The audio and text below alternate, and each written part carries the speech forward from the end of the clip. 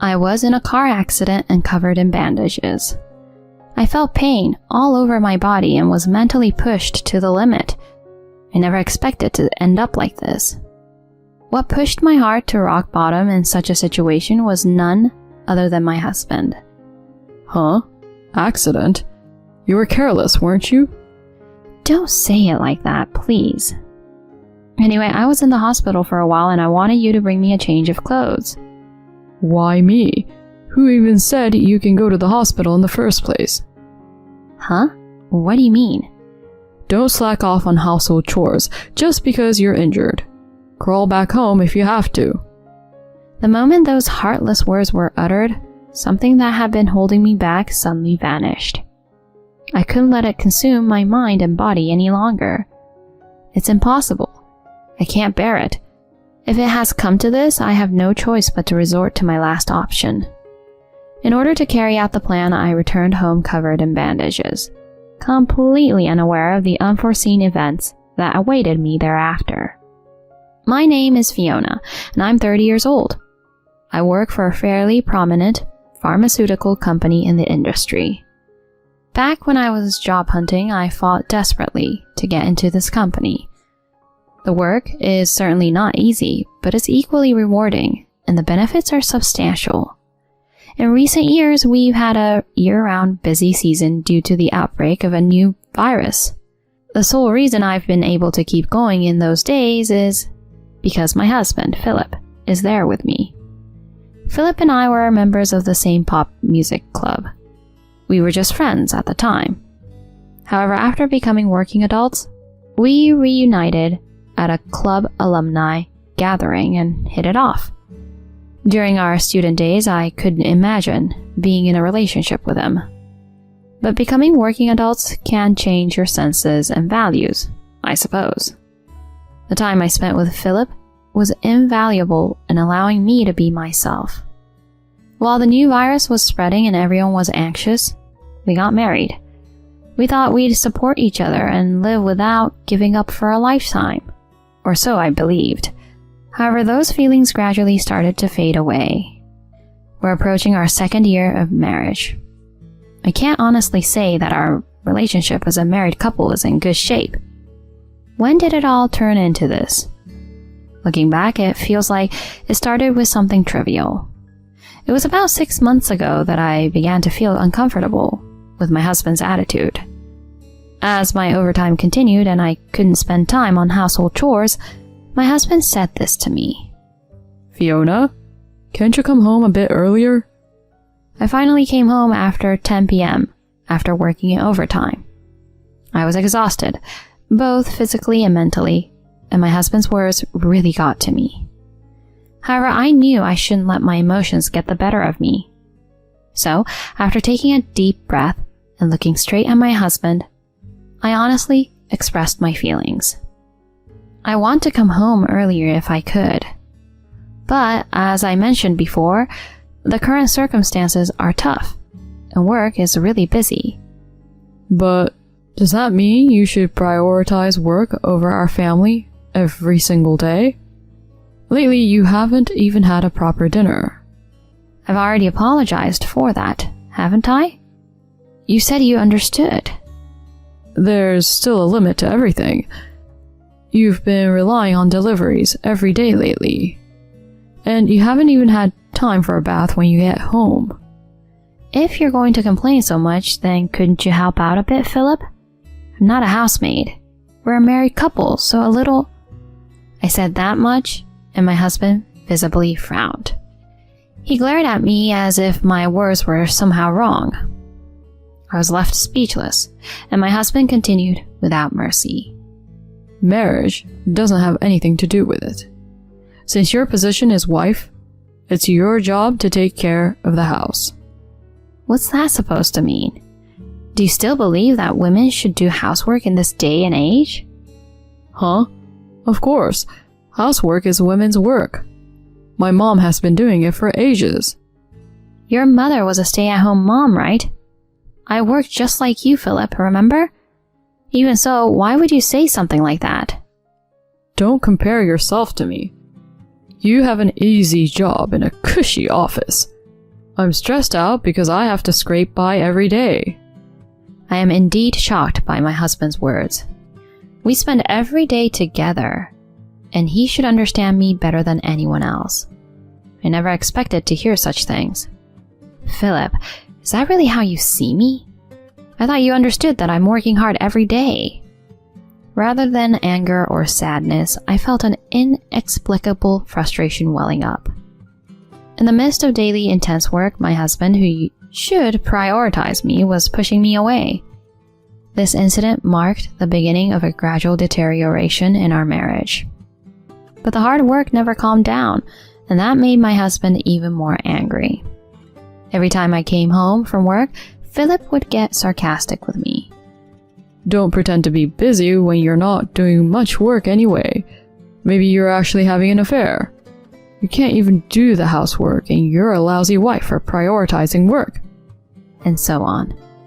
I would return home exhausted from work, only to face my husband's harsh words. His words became weapons that tore through my emotions, and my heart was undeniably wearing down.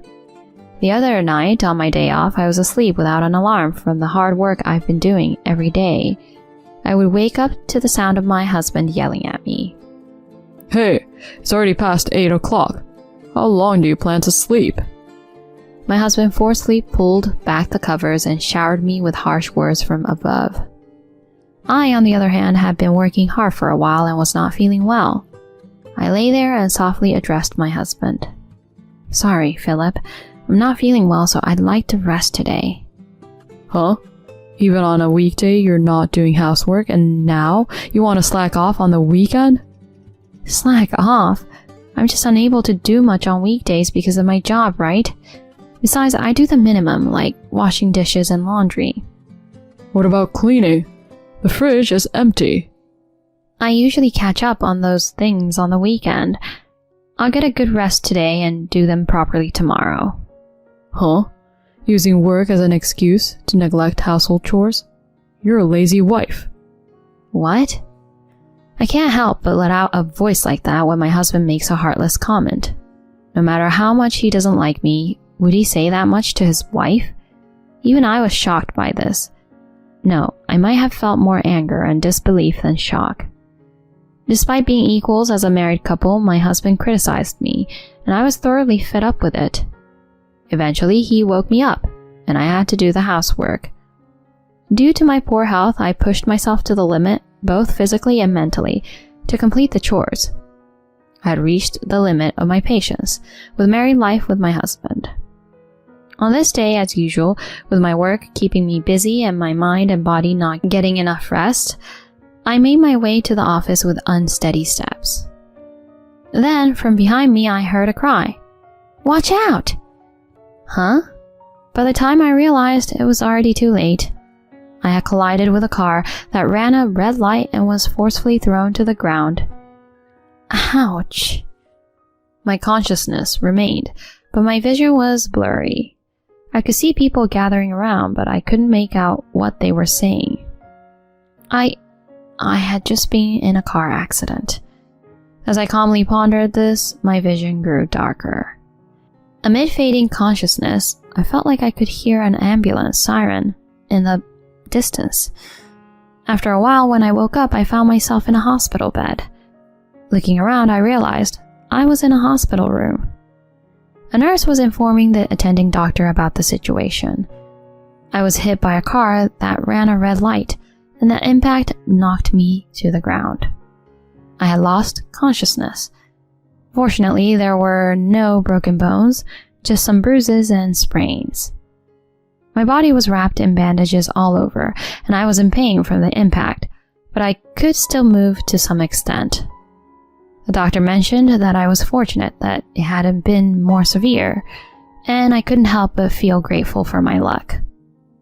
When I checked my smartphone, I saw multiple missed calls from my colleagues. I immediately returned the calls and explained the situation. During this, I couldn't help but wonder why there had been no contact from my husband. Normally, in the event of an accident, wouldn't one expect family to be informed? When I asked the nurse, she reassured me that they had already contacted my husband. So why hadn't he reached out to me even once? Checking my phone, I saw that it was already past 7 p.m. My husband should have finished work and been home by now. Could it be that there was some mix-up and the notification had gone to someone else? Otherwise, there's no way my husband wouldn't have contacted me. After all, his wife was in an accident. Telling myself this, I called my husband. After a few calls, I hear my husband's blunt voice saying, "What the hell?" He may not have known about the accident, I thought, and I quickly broached the subject. You know, I'm actually in the hospital right now. Oh, you had some kind of accident, didn't you? Huh? I received a call during the day, honestly, causing trouble for others. My husband's words make my head spin. The fact that he knew about my accident left me in shock. What does this mean? He knew I had an accident and yet he didn't come to the hospital or even contact me? Certainly, when one hears that their family has been in an accident, it's natural for anyone to panic and lose their composure. Still, I used to think that in such a situation, one would desperately try to maintain their composure and rush to the hospital, praying for safety. But the reality was different. Well, not just reality. It's more accurate to say that my husband was different. He didn't seem worried about my accident at all, as if it were someone else's matter. That's not all. He even went as far as saying that I'm causing trouble for others. Certainly, my accident must have caused inconvenience in various ways. But it's not solely my fault.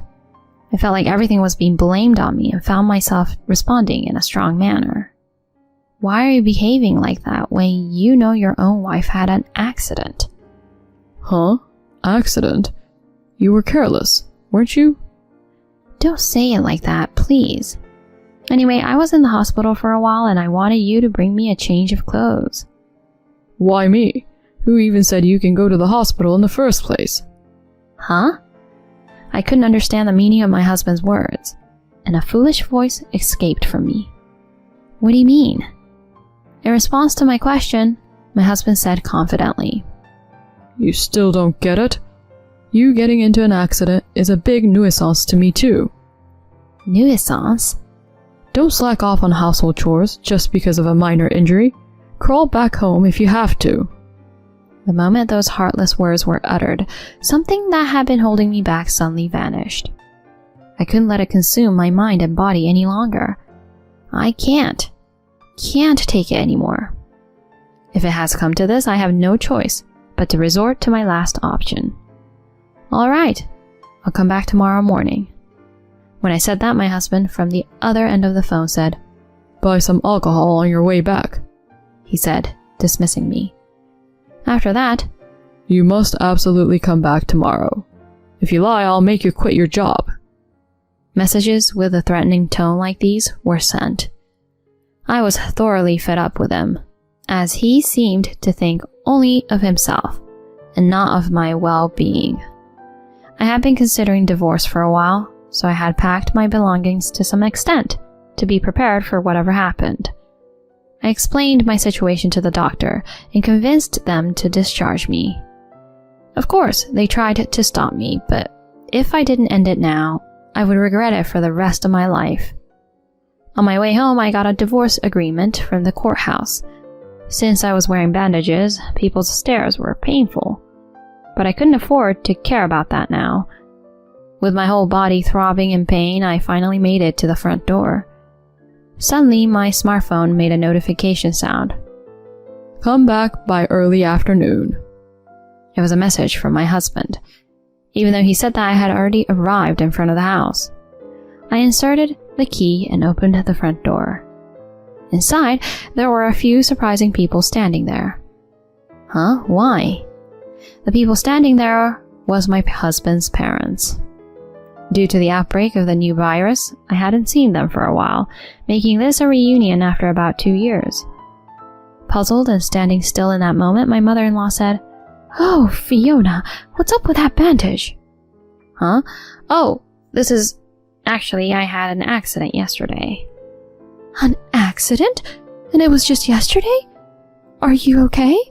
Normally, shouldn't you be staying in the hospital longer? Well... I glanced briefly at my husband, who was glaring at me with an intense expression. He probably didn't want his parents to find out that he had forced me to return. In the past, I might have chosen not to say anything to avoid upsetting my husband, but now, it was different. I had already decided on divorce, so I no longer cared about my husband's feelings. I took a deep breath and confessed everything to my in-laws. Dad, Mom, I'm getting a divorce from Philip. Upon hearing those words, not only my in-laws but also my husband opened their eyes wide and exclaimed, Huh? Fiona, what's happening all of a sudden? My mother-in-law asked me with a bewildered expression. At that moment, I took out the divorce agreement form I had obtained and slowly began to speak. For the past 6 months, our married life has been nothing but suffering. Despite both of us working, I've been burdened with all the household chores. When I wasn't feeling well and just wanted to rest, he would yell at me. What? Are you serious? Philip would do such a thing? That's not all. The reason I came back today is because Philip told me to crawl back home. What? Philip? Did you really say that to her? Confronted by my mother-in-law, my husband showed a startled expression and quickly put on a forced smile to begin justifying himself desperately. What are you talking about, Mom? There's no way I would do something like that, right? So what then? Are you saying that Fiona is lying? That's right. You think I'm the kind of person who would do something that terrible? My husband seemed to think that he could somehow get his parents on his side, but it was all in vain. I opened the messages that my husband had sent me last night and showed them to my in-laws. As they looked at the smartphone screen, their faces quickly turned bright red. You? What have you done? As a man, as a human being, this is unforgivable. You've become a disgrace. My father-in-law grabbed my husband's collar and shouted. My usually reserved father-in-law was getting emotional, and it was the first time I had ever seen him like this. With my husband frozen and unable to say anything, my father-in-law coldly stated, Fiona is a strong person. I've refrained from interfering in your marital issues, but this time I can't stay silent. A scumbag like you has no right to be Fiona's husband. Get a divorce quickly. What are you saying, Dad? Shouldn't you be defending your son in a situation like this? Don't play around. Is there any reason for me to defend you? You've caused enough suffering to Fiona, and it's embarrassing as a parent. You're no longer a part of our family. You scum. Never show your face again. Wait, Dad. Even though my husband pleaded, his father paid no attention. In that moment, I packed my things. My father-in-law graciously allowed me to move into an apartment he owned. My father-in-law owns several properties. The apartment we now live in actually belongs to my father-in-law. He had been subsidizing the rent up to this point, but due to this incident, my husband was being evicted. He was disowned and would have to manage on his own income, which wasn't exactly a generous salary. My husband even had to pay me alimony for emotional distress. Of course, I've hired a lawyer and the divorce proceedings are underway. I just need a little more patience until I'm done with him.